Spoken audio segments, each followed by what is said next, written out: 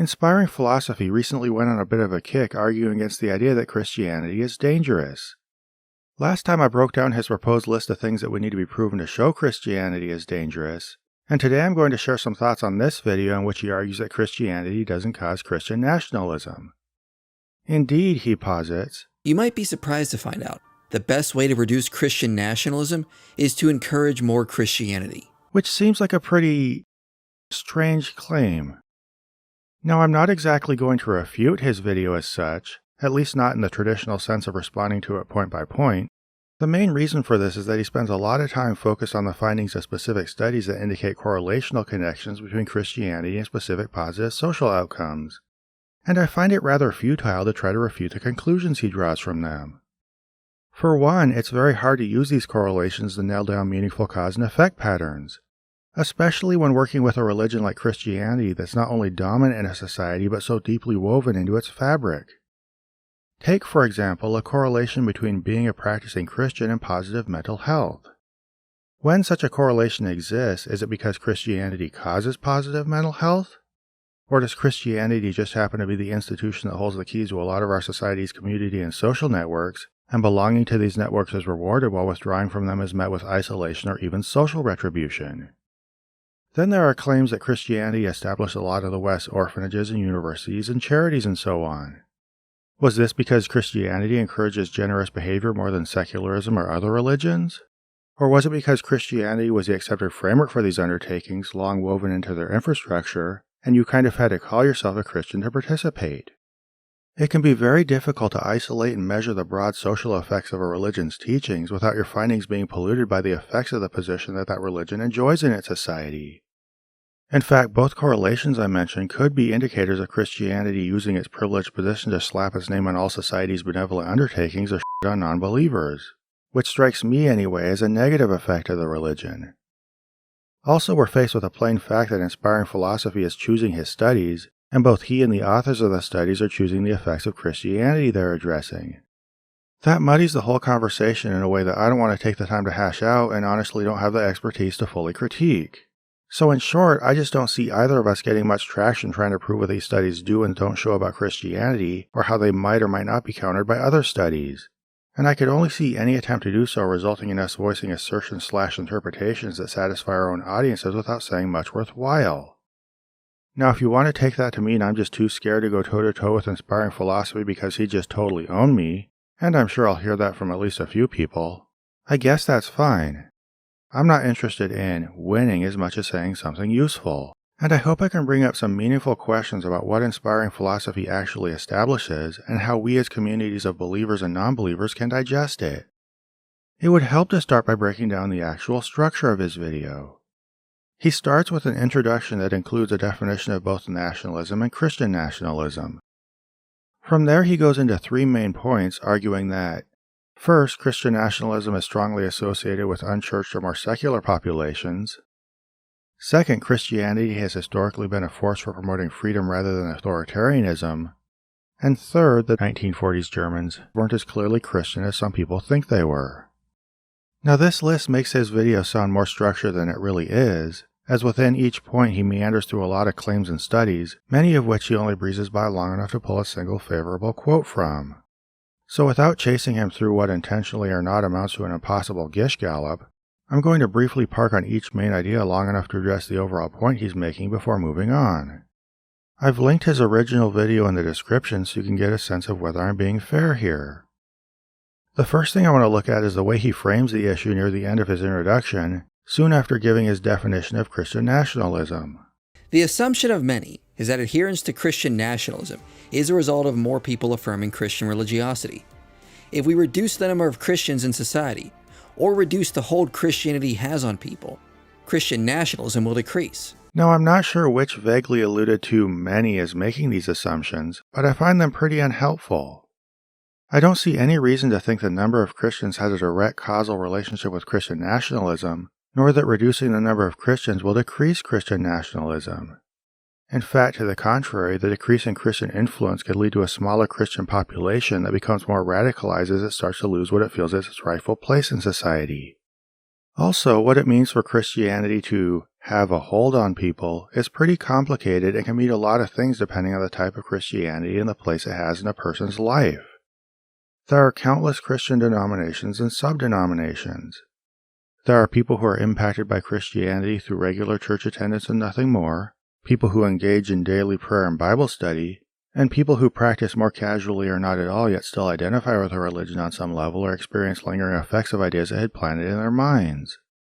So when you consider the multiple varied iterations of Christianity seeping through society, affecting people's thinking in all different ways, it becomes pretty clear that the question of whether Christianity causes Christian nationalism is a lot more complicated than the number of, quote, people affirming Christian religiosity, and the question of what to do about it is a lot more complicated than getting fewer or more people into churches. Yet this is the simplified framing inspiring philosophy starts with. And this question, should people be in church or not, sets up a discussion based more on superficial correlations than a real deep look into the complexity of what Christian ideas are affecting which people and how.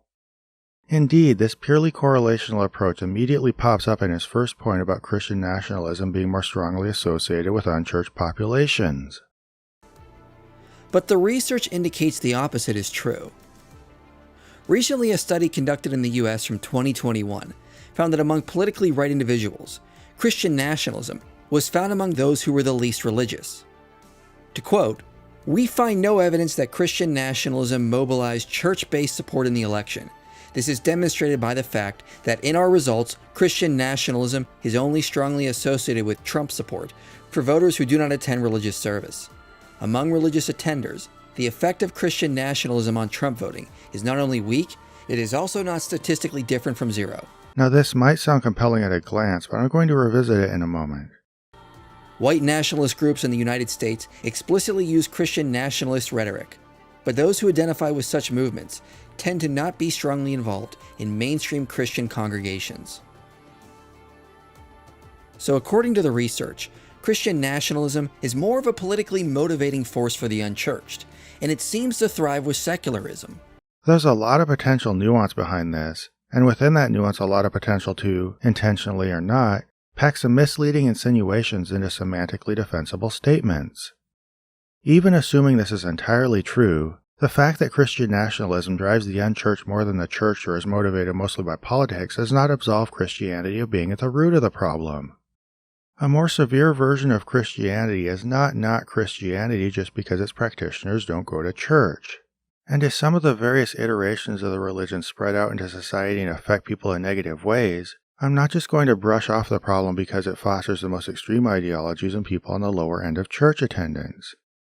Now sure, inspiring philosophy can look at some data, notice some specific forms of extremism thrive more outside churches than inside them, again assuming this is as broadly true as he represents it to be, and wash his hands of all those false Christians practicing what he considers some distorted or superficial form of the faith.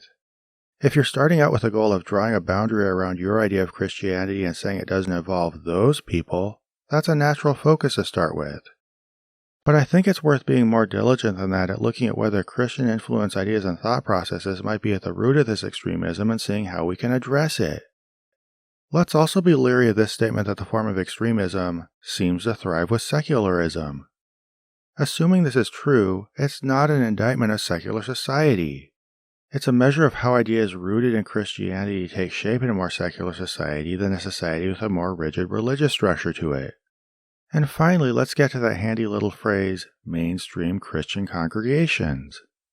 Not being involved in what's considered a mainstream church is a lot different than not being involved in church at all, isn't it?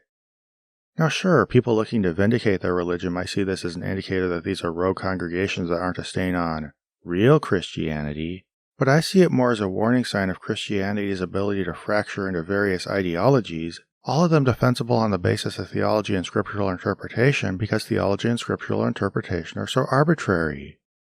And this is really the core problem we're dealing with. Really bad, unverifiable forms of information that people act on. From there, inspiring philosophy goes on to cite various studies that show segments of Christendom interacting in very specific ways on specific topics within specific environments. It reeks of being cherry-picked, but let's just say it's not. Let's just say that, fine, unchurched people take more extreme stances than church people. In a way, this is a little intuitive to me.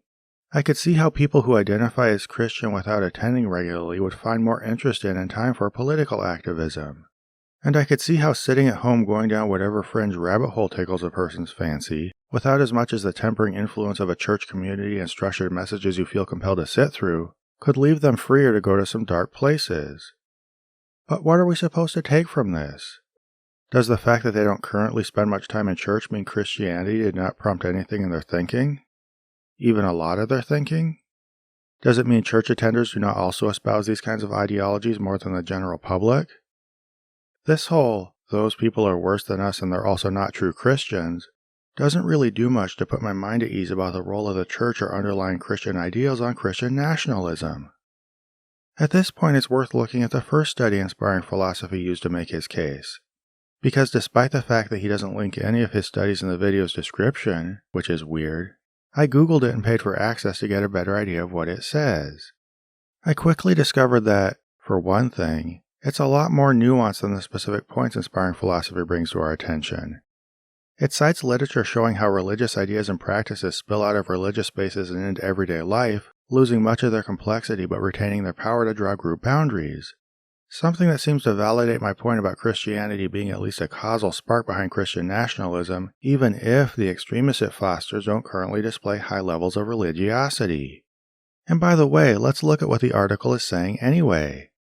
Is it even saying Christian nationalism is more prevalent outside churches than inside churches? Not at all. All it's saying is that it's more closely correlated to Trump support outside churches than inside churches, as indicated by this graph from page 13. Now, I'm not a statistician, so I may be prone to some error here, but the reason for the correlation seems to be that if you don't go to church, you're very unlikely to vote for Trump unless you lean toward Christian nationalism, whereas church attenders were just more likely to vote for him across the board regardless of their level of nationalist sentiment, always remaining higher than non-attenders in that regard until the chart breaks down into dotted lines which, in my layman's understanding, indicates incomplete data. Now, the article has a lot more to say, and I'm not saying this single-handedly destroys his whole case, but this specific correlation is a strange thing for inspiring philosophy to build a point around. I kinda noticed that from the title even before reading it. It seems similar to a finding that shitting your pants is statistically tied to illness in adults but not in babies. I mean, a study would probably show that's true, but that doesn't indicate that adults are more prone to illness than babies. It just means you can't establish a correlation between these data points for babies because, they all shit their pants. In the same way, the fact that there's no correlation between Trump support and Christian nationalism because churchgoers are likely to vote for him anyway doesn't indicate they're less prone toward Christian nationalism. Within this context, this finding comes off as a distraction or something you're meant to misunderstand. It seems to me the whole point is where nationalism is more prevalent, not where it can be correlated to a specific voting tendency. So does the article address that? Oh yeah, it does. Right here on page 16 where it says Christian nationalist beliefs are more prevalent among observant Christians. So, there's that. This seems backed up by Pew Research data finding that across the board, Christian nationalist stances on gay marriage, displays of the Ten Commandments, and a variety of church-state separation questions are strongly correlated with high church attendance or other signs of Christian religiosity.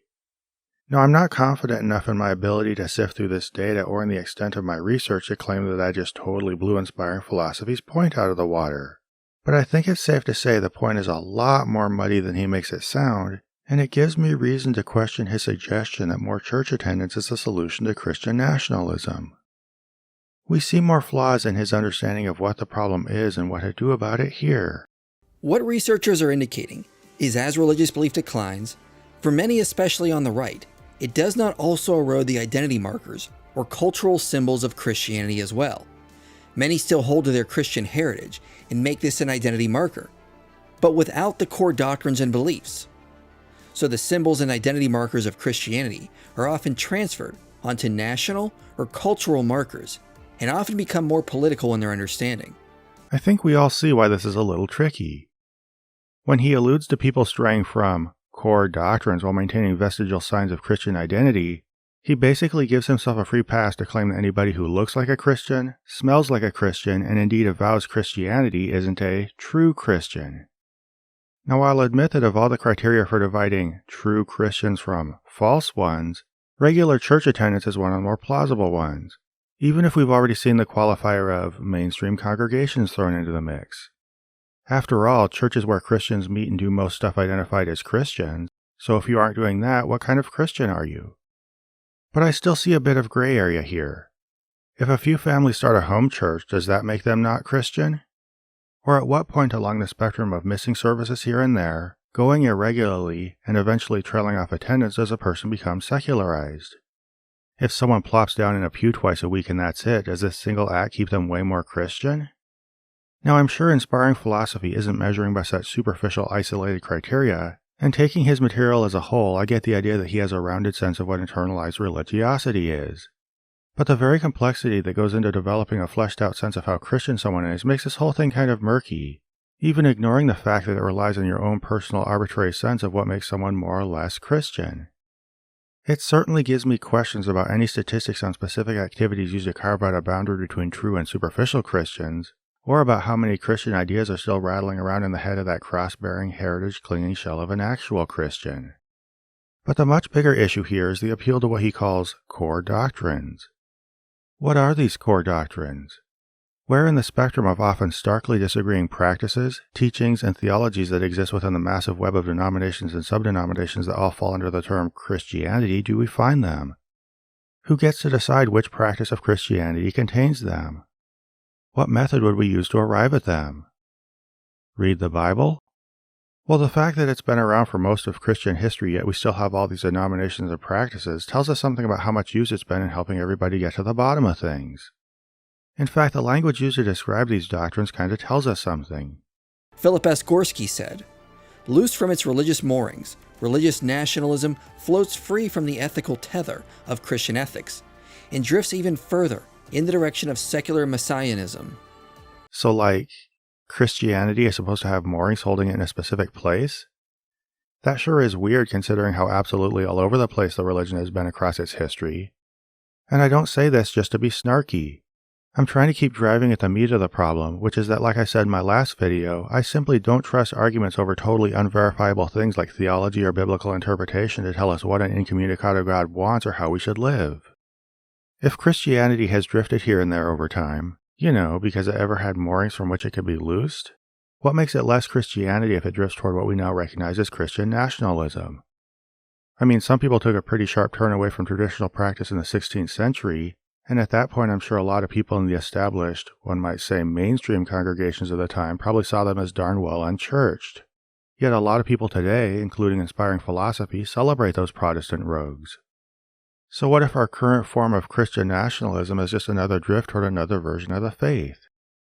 Now I'm sure that's a very imperfect comparison, but I think it makes the elusiveness of establishing or appealing to a core doctrine pretty plain. Inspiring Philosophy's video so far doesn't seem to give us anything tangible we can really sink our teeth into. It doesn't describe how to verify truths of Christianity to get to those core doctrines. It doesn't explain how these doctrines can be used to combat nationalism. It doesn't explain how to find the right mainstream churches to attend, how to spot and avoid nationalist tendencies within Christianity or navigate the faith in any meaningful way at all.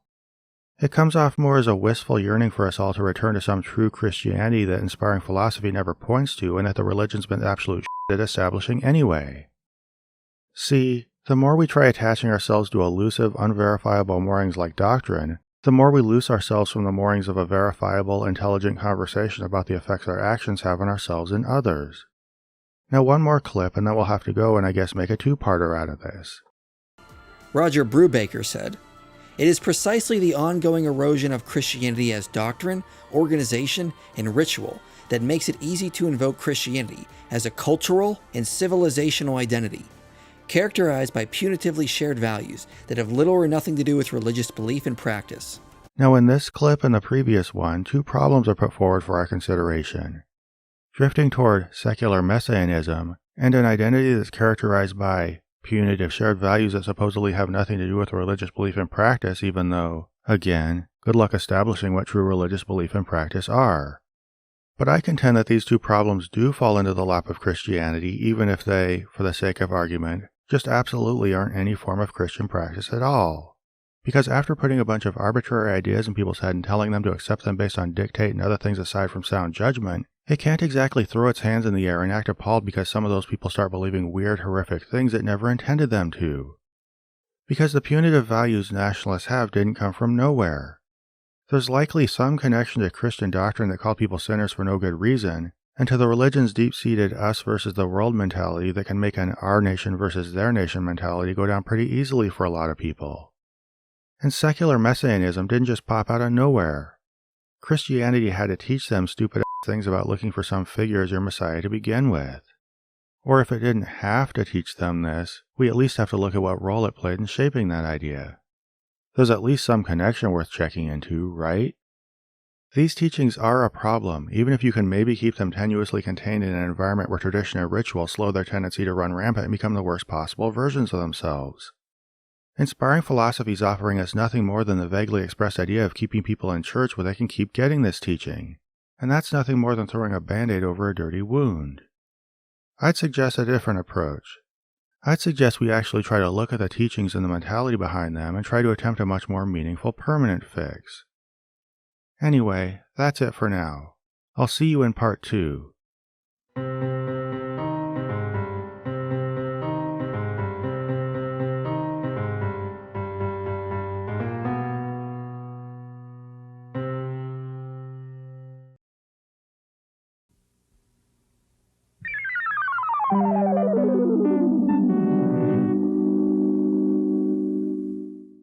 This program was made possible by a grant from John Adams, Bob Generic, Maggie Danger, S.R. Foxley, Daniel Bostedt, Magnus Holmgren, Arisma Zaramp, and Q, and by the generous support of viewers like you.